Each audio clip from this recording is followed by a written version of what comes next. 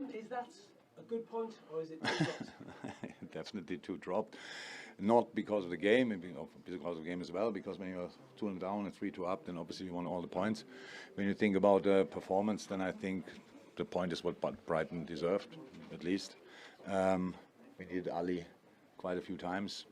They needed a goalie as well from time to time, absolutely clear. But when you are 2-0 down, in the situation, two different situations the two teams are in, Brighton obviously flying, full of confidence, and we are on our way to gain confidence and consistency. And we know consistency you only get with outstanding defending, and that obviously we didn't do that.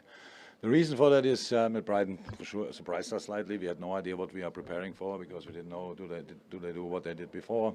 So we couldn't show any situations of Brighton in the last few games.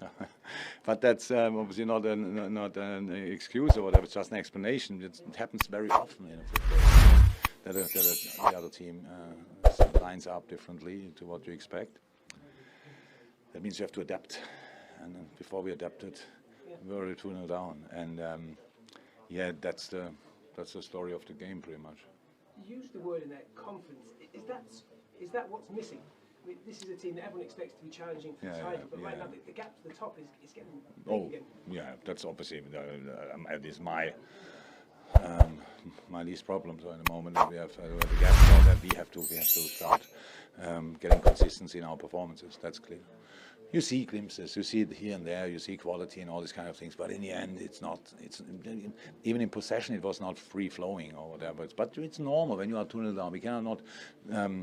We don't decide in which situation we are 2-0 down, or where it's no problem, or where it's a bigger problem. No, we were 2-0 down today against a really good opponent. That's maybe the most important information as well. They did really well.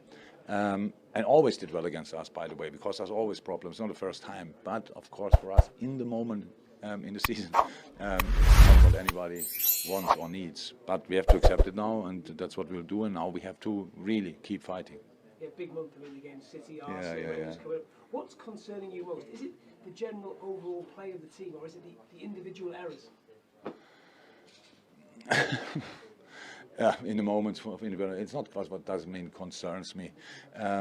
Goals, I know.